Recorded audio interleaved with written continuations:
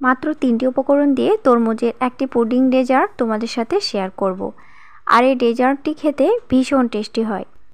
ঘরে থাকায় 3টি উপকরণ দিয়ে সুন্দর এই ডেজার্টটি তৈরি হয়ে যায়।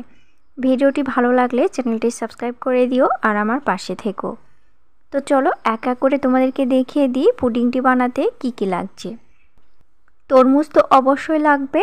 এখানে তরমুজ নিয়েছি, তরমুজের জুসটা বের করে নিচ্ছি। তো গ্রেটারের সাহায্যে ঠিক এইভাবে একটু চটকে নিলেই জুসটা বেরিয়ে যায়। তো আজকে জুসার ব্যবহার করছি না, আজকে হাতের মাধ্যমে জুসটা বের করে নিচ্ছি।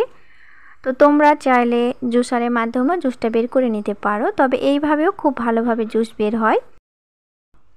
তরমুজ থেকে ফ্রেশ জুস বের করে নিয়েছি, ওপরে একটু শক্ত অংশ আর কয়েকটা বীজ রয়ে গেছে, তো এটা আবার ফেলে দেব।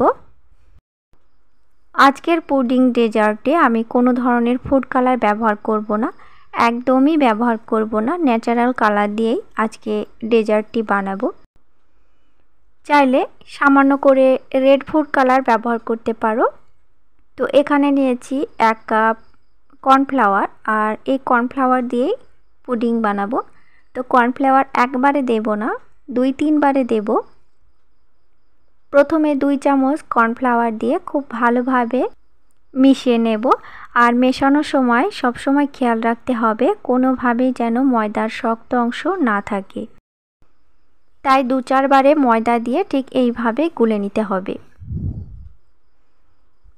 যে যেখান থেকে আমার ভিডিও দেখছো, যে সকল বন্ধুরা এখনও আমার চ্যানেলটি সাবস্ক্রাইব করোনি তারা প্লিজ চ্যানেলটি সাবস্ক্রাইব করে দিও আর আমার পাশে থেকো।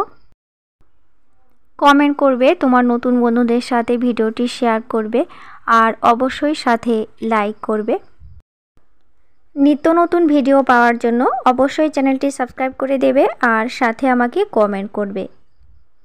তো 3 বার কর্নফ্লাওয়ার আমার মেশানো হয়ে গেল। খুব ভালোভাবে মেশানো হয়ে গেলে ওপর থেকে দেব চিনি।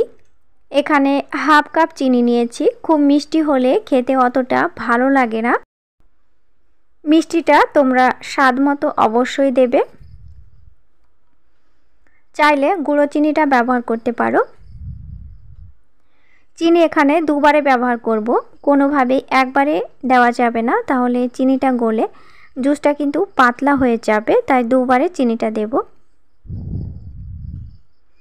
2 বারে চিনিটা দেওয়ার পরে আমি আরেকটু নাড়াচাড়া করে গলিয়ে নেব।